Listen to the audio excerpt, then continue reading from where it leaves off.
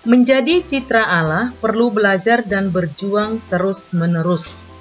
Untuk hal itu, Tuhan sudah melengkapi setiap orang dengan bakat dan kemampuan, memberikan talenta kepada setiap orang. Bakat dan kemampuan harus dikembangkan agar semakin menjadi citra Allah. Inilah topik pembelajaran kita dalam tema belajar, berlatih, olah rasa, dan olah hati. Mengawali pembelajaran kita hari ini, mari kita mulai dengan doa pembuka. Dalam nama Bapa dan Putra dan Roh Kudus. Amin. Allah Bapa yang Maha Baik, Engkau telah menciptakan manusia laki-laki dan perempuan seturut citra Tuhan. Sebagai gambar Allah, Engkau berikan bakat dan kemampuan supaya kami berkembang semakin menyerupai Digau. Bantulah dan sertailah kami agar kami dapat mengembangkan diri seturut kehendak-Mu demi Kristus Tuhan kami. Amin.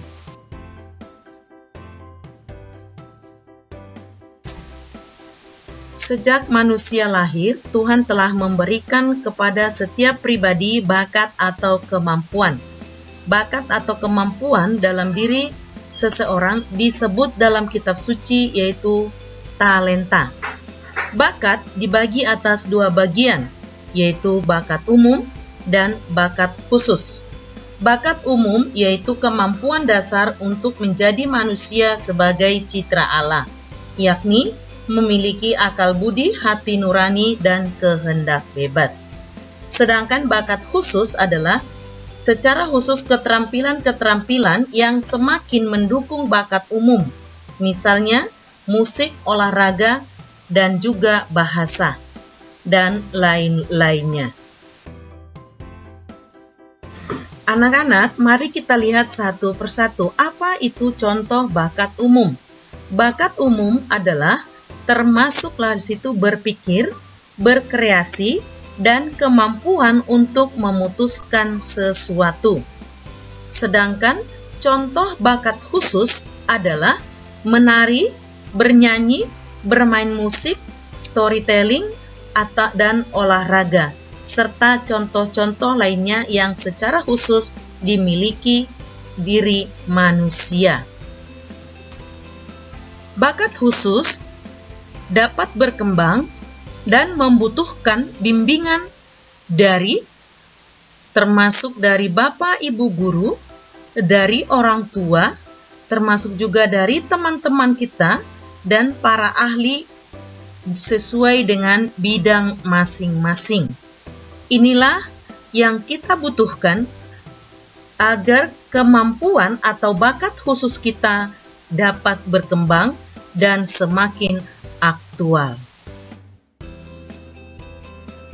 Anak-anak, tahukah kamu apa bakatmu sekarang? Kalau belum mengetahui apa bakatnya, bagaimana cara kita mengetahui bakat kita? Yang pertama-tama adalah coba kamu tuliskan apa hal-hal yang sering kamu lakukan setiap hari yang paling kamu sukai. Setelah kamu tuliskan, lalu berbicara dengan orang tua. Coba tanyakan kepada orang tuamu, apa sih yang menonjol dalam diri saya?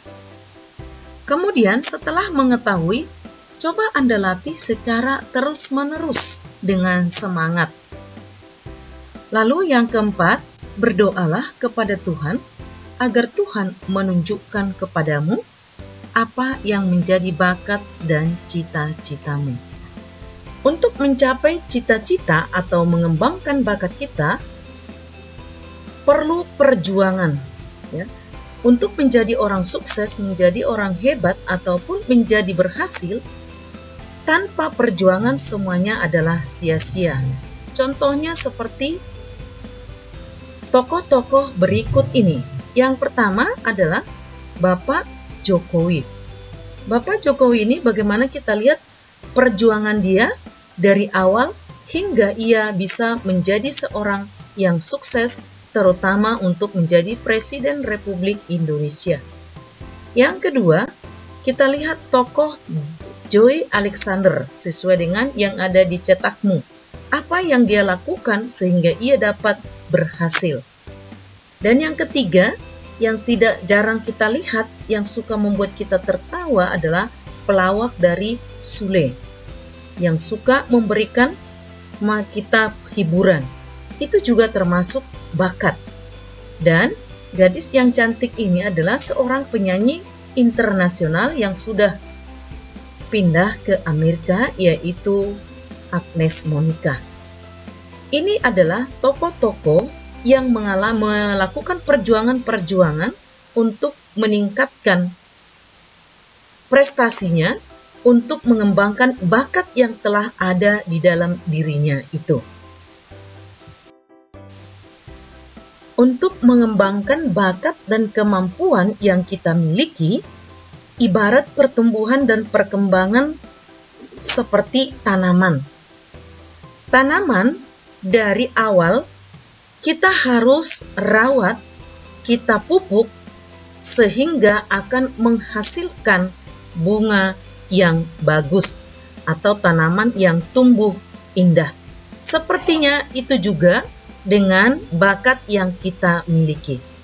Awalnya tak terlihat, tetapi lama-kelamaan bertumbuh dan berkembang sehingga berguna bagi diri sendiri dan bagi orang lain. Anak-anak, mari kita simak kisah cerita dalam kitab suci Matius 25 ayat 14 sampai 29, yaitu tentang perumpamaan tentang talenta. Mari kita dengarkan cerita berikut ini. Suatu hari, ada seorang tuan yang sangat kaya. Tuan itu akan pergi ke luar negeri. Lalu tuan itu memanggil 3 hambanya. Tuan itu akan memberikan hartanya. Hamba pertama diberi 5 talenta. Hamba kedua diberi 2 talenta. Dan hamba ketiga diberi 1 talenta. Tuan itu mempercayakan talentanya sesuai dengan kesanggupan masing-masing hambanya. Kemudian pergilah tuan itu ke luar negeri dan meninggalkan 3 hambanya. Hamba pertama mengusahakan 5 talenta itu dan mendapatkan 5 talenta lagi. Hamba yang kedua mengusahakan 2 talenta itu dan mendapatkan 2 talenta lagi. Tetapi hamba yang ketiga, karena takut, maka dia menggali dan menyembunyikan 1 talenta itu. Tetapi hamba yang ketiga, karena takut, maka dia menggali dan menyembunyikan 1 talenta itu. Suatu hari, tuan itu kembali pulang dan akan mengadakan perhitungan dengan ketiga hambanya.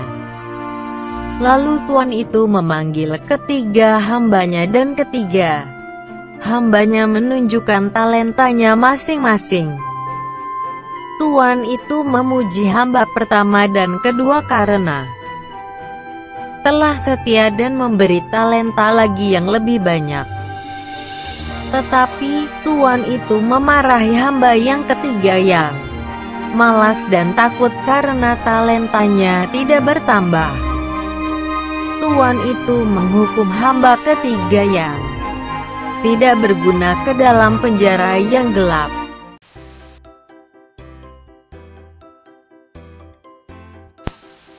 Anak-anak, dalam kitab suci kita dengarkan bagaimana raja memberikan talenta kepada 3 orang hamba dengan masing-masing talenta yang berbeda jumlahnya. Menurut kamus kitab suci, talenta diartikan sebagai ukuran timbangan sebanyak 3.000 sikal yang sama dengan 34 kg.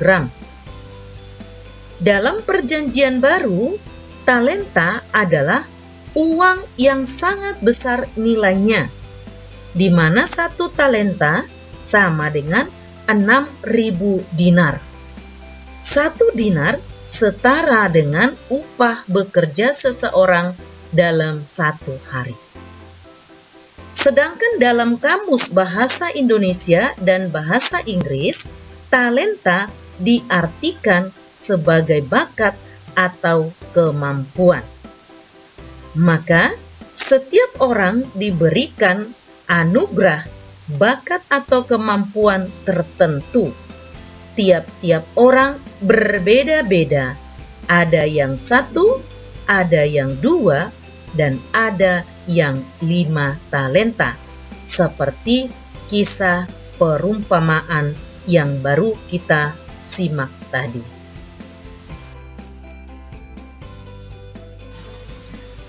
Nah, setiap bakat yang kita miliki harus dikembangkan. Ya, seperti talenta yang diberikan kepada hamba kedua dan hamba yang pertama.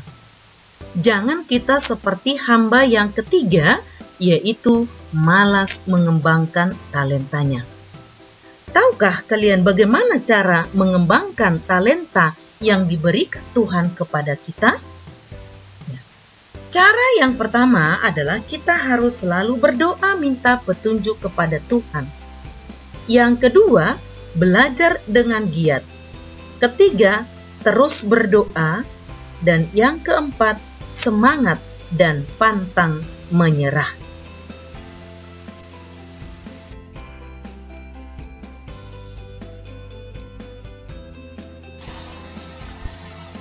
Untuk apa kita mengembangkan talenta atau bakat yang kita miliki? Apakah ada gunanya kita mengembangkan talenta?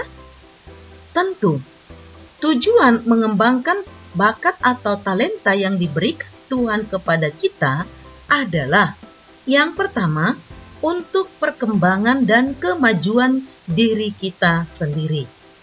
Yang kedua adalah untuk kebahagiaan orang tua dan keluarga. Yang ketiga adalah demi kemajuan masyarakat dan negara kita. Dan yang paling utama adalah untuk kemuliaan Tuhan. Inilah pentingnya kita mengembangkan bakat atau talenta yang diberikan Tuhan kepada kita.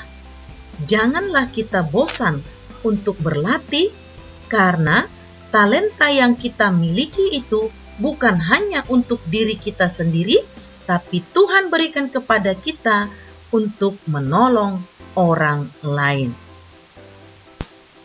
Terima kasih, kita akhiri pertemuan kita pada hari ini dengan doa penutup secara spontan masing-masing. Dalam nama Bapa dan Putra dan Roh Kudus. Amin. Shalom, terima kasih. Sampai jumpa minggu depan. Dah.